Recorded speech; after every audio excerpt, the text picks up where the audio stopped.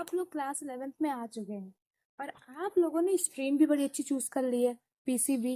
और कुछ लोगों को ना ऐसा लग रहा होगा कि भाई हमने तो बायो ले रखी है, हम तो किसी तरीके पास हो ही जाएंगे, हम तो अच्छे परसेंट बना ही लेंगे, हमने मैथ थोड़ी ना लिए, हमने तो बायो ली है ना।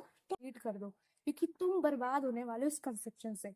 देखो, जब जो बच्चा क्लास 10 से क्लास 11th में आता है ना, तो उसको ऐसा लगता है ना कि जब आप पढ़ने बैठोगे ना, तो आपको लगेगा कितना बड़ा सिलेबस है बायो का। पहले आपको वन शॉट लेक्चर देखना है। देखो, अब वन शॉट मैंने बोल दिया तो तुम्हारे दिमाग में आ रहा होगा कि हाँ 2 घंटे का वीडियो देख लेंगे, 1 घंटे का वीडियो देख लेंगे, खत्म कर देंगे काम। भी टॉपिक्स एनसीईआरटी में लाइन टू लाइन दिए गए हैं ना, उस टॉपिक को सर्च करो और उस टॉपिक पे वीडियो देखो। वैसे भी तुम सारा दिन इंस्टाग्राम पे रील्स स्क्रॉल करके अपना टाइम बर्बाद कर देते हो, तब तो तुम्हारा टाइम टेकिंग नहीं होता है, और अब तुम्हारा टाइम टेकिंग हो रहा है। अब कुछ लोग इतने इपिक हैं, इतने महान हैं कि वो कहेंगे हम तो स्क्रीनशॉट मारेंगे। 11th में आ चुके हैं और आप लोगों ने स्ट्रीम भी बड़ी अच्छी चूज़ कर ली है, पीसीबी। और अब कुछ लोगों को ना ऐसा लग रहा होगा कि भाई हमने तो बायो ले रखी है, हम तो किसी तरीके पास हो ही जाएंगे, हम तो अच्छे परसेंट बना ही लेंगे, हमने मैथ थोड़ी ना ली है, हमने तो बायो ली है ना, तो हमारे तो अच्छे परसेंट बनने ही है। तो भाई, अगर आपने ये मिसकंसेप्शन पाल रखी है ना अपने दिमाग में, तो प्लीज़ इसको डिलीट कर दो, क्योंकि तुम बर्बाद होने वाले हो इस कंसेप्शन से। तुम्हें एक फैक्ट बताती हूँ मैं, फिर तुम्हें खुद लगने लगेगा कि हाँ बायो बहुत टफ है। देखो, मैं ऐसा नहीं कहती कि मैथ से ज़्यादा बायो टफ होती है, बायो इजी है। लेकिन तुम्हें एक मैं एग्जांपल बताती हूँ। कभी तुमने सुना होगा कि मैथ में 100 आउट ऑफ 100 आ रहे हैं नंबर। लेकिन कभी तुमने ये बात सुनी है कि बायो में 100 आउट ऑफ 100 आ रहे हैं? नहीं आते।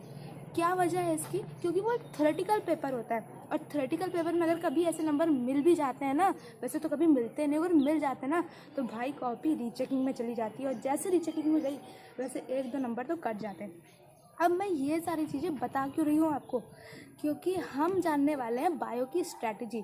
देखो, तुम लोग क्लास 11th में आ चुके होंगे और तुम लोग अभी भी अपना टाइम वेस्ट कर रहे होगे क्लास 10th के तरीके। तो ये कोई मोटिवेशनल वीडियो है नहीं, ये एक स्ट्रैटेजी वीडियो है। यहाँ पे मैं तुम्हें वही बातें बताऊँगी जो तुम्हारे लिए बेनिफिशियल होगी। तो प्लीज़ वीडियो को पॉज करके कॉपी पेन उठाकर बैठ जाओ, क्योंकि ये वीडियो ना तुम्हें मोटिवेशन नहीं देने वाली, तुम्हें स्ट्रैटेजी बताने वाली है। ठीक है? तो सबसे पहले जो जो पॉइंट्स मैं बोल रही ना, उसको टेक डाउन करते हुए चलना। ठीक है? ताकि तुम उसे रिमेंबर रखो और उसे अप्लाई कर सको।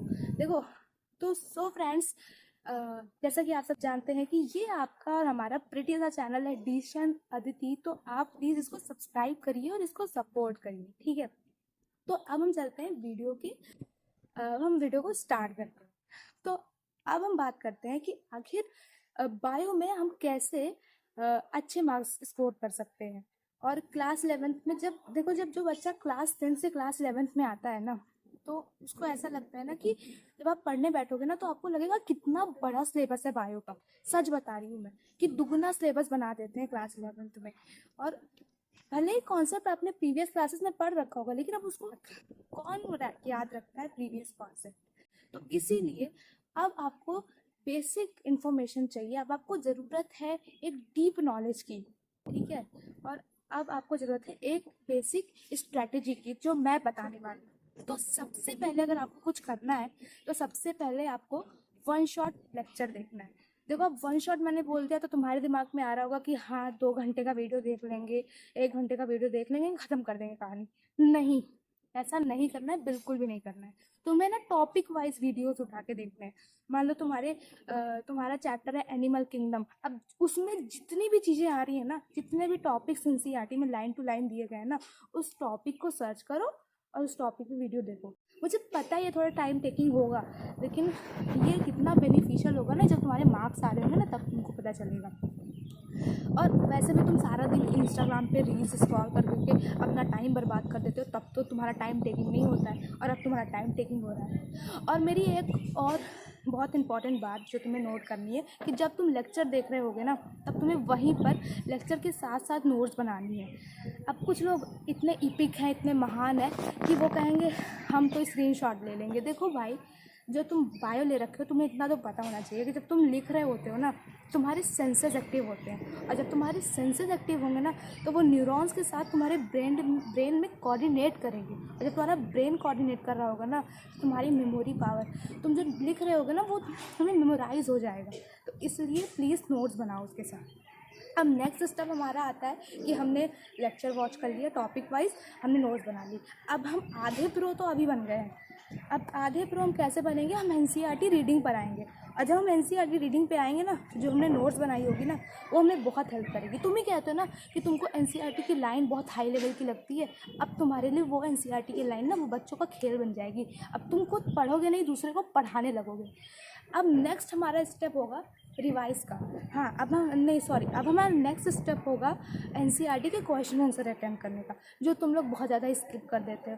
देखो भाई, सबसे पहले तुम लोग एडिशनल बुक पे चले जाते हो। हाँ, तुम लोग तो बहुत महान हो, पहले बेसिक चीज़ें तो कर लो, पहले अपने घर का तो खा लो, तब दूसरे के घर का खाने जाना। पहले एनसीईआरटी के क्वेश्चन तो अटेम्प्ट कर लो। अब मान लो मैंने मान लिया कि तुमने एनसीईआरटी के क्वेश्चंस भी अटेम्प्ट कर लिए, अब तुम्हें क्या करना है, अब तुम्हें एडिशनल बुक उठानी है, और एडिशनल बुक उठा के एडिशनल बुक के क्वेश्चंस अटेम्प्ट करने हैं। ठीक है, अब तुम्हारा एडिशनल बुक भी कंप्लीट हो गया, एनसीईआरटी भी कंप्लीट हो गया। अब तुम्हें आना है अपने रिवीजन पे, अब तुम्हें आना है अपने टेस्ट सीरीज़ पे। अब तुमको एक टेस्ट पेपर खुद से प्रिपेयर करना है, खुद की एनालिसिस तुम्हारे पास इतनी तो होगी ना कि तुम चैप्टर वाइज एक टेस्ट पेपर प्रिपेयर कर सको, और उसको तुम्हें टाइमिंग लगा के सॉल्व करना है। यकीन मानो कि अगर तुम इन सारे वे से इस तरीके से हर एक चैप्टर को अटेम्प्ट करोगे ना तो तुम ही जीतोगे, तुम ही 95 लाओगे और कोई दूसरा नहीं लाने वाला। ये स्ट्रैटेजी पूरे यूट्यूब पर और कहीं नहीं मिलने वाली है, ये मैं पहले बता दे रही हूँ। तो इसको प्लीज़ सीरियस लें और इस तरीके से काम करें। देखो, वीडियो तो बहुत लोग देखते हैं, लेकिन वीडियो को अपनी ज़िंदगी में उतारना वो सबसे बड़ी चीज़ होती है। तो आई थिंक इतना बहुत था, इतना इनफ था आपके लिए। तो तब तक के लिए थैंक यू, और हमारे चैनल को जल्दी से आप सब्सक्राइब करें। ओके।